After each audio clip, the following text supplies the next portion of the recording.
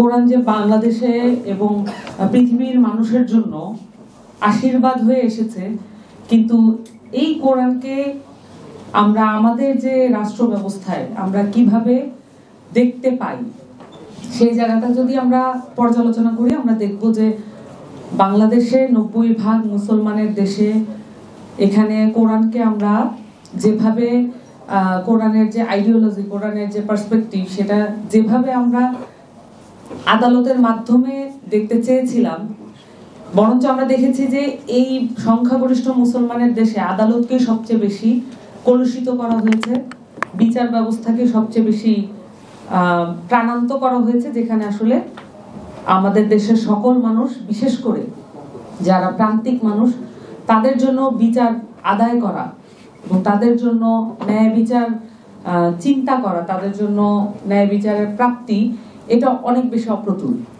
এবং আমরা যদি দেখি যে যদি মূল ধারণাগত জায়গায় যদি দেখি যে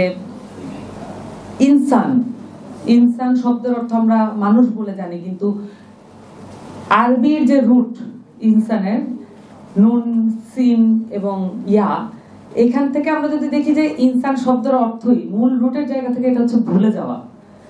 আমরা আসলে ভুলে গিয়েছি এবং এই আমাদের ভুলে যাওয়াটাই হচ্ছে আমাদের মানবিক প্যাটার্ন।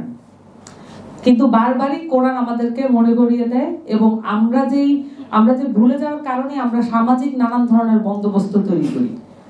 এই কোরআন এবং হচ্ছে আমাদের যে মুসলমানের জীবন, সেখানে আমরা যদি দেখি যে একটা হচ্ছে যে আইনি বিধান, আরেকটা হচ্ছে ঐশ্বরিক বিধান। ঐশ্বরিক বিধানের জায়গায় মানুষকে এই সত্য স্বীকার করে নিতে হবে যে তার পক্ষে ন্যায় বিচার করা, ন্যায় বিচারের যে মূল ধারণাগত জায়গায় এটা আসলে অসম্ভব মানুষের পক্ষে অর্জন করা।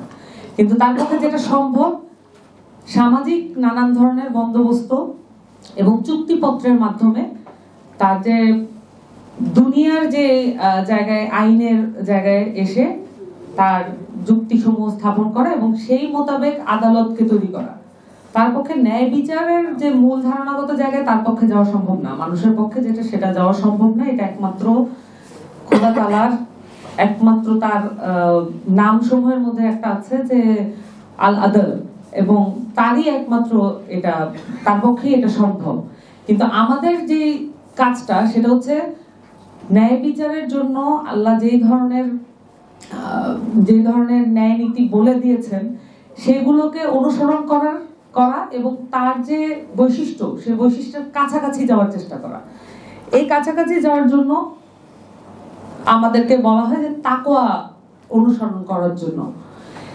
তাকওয়া হচ্ছে কোন ধরনের পার্থক্য তৈরি করে না, এবং তাকওয়া শব্দের অর্থ হচ্ছে বিরত থাকা এবং বিচ্ছিন্ন থাকা এবং মানে ভুল কাজ, অন্যায়, এগুলো থেকে আলাদা থাকা। এই তাকওয়া যে মূল রুট, সেটা উচ্চারিত শব্দ পুরো কোরআনে উচ্চারিত হয়েছে 250 বারের বেশি। এবং মুত্তাকি, তাকওয়া থেকে, যেটা হচ্ছে সাবজেক্টিভ, মানে নাউনের জায়গায়, যে মুত্তাকি হওয়া, এটা তো মানে আপনি যা ভুলে যাচ্ছেন, ইনসান, আপনি যা ভুলে যাচ্ছেন সেখান থেকে মনে রাখার চেষ্টা করা এবং যেগুলো অন্যায় সেখান থেকে বিরত থাকা। বিদায় হজের ভাষণে আমাদের রাসূলুল্লাহ সাল্লাল্লাহু আলাইহি ওয়াসাল্লাম বলেছিলেন যে একমাত্র মানদণ্ড হবে তাকওয়া, এবং কোন ধরনের নারী পুরুষের কোনো পার্থক্য হবে না, এবং সাদার উপরে কালোর কোনো পার্থক্য হবে না, লালের উপরে কালোর কোনো পার্থক্য হবে না। একমাত্র যেটা দিয়ে নির্ধারিত হবে সে এই মানুষের বিচার এবং তার কার্যক্রম, সেটা হচ্ছে তাকওয়া।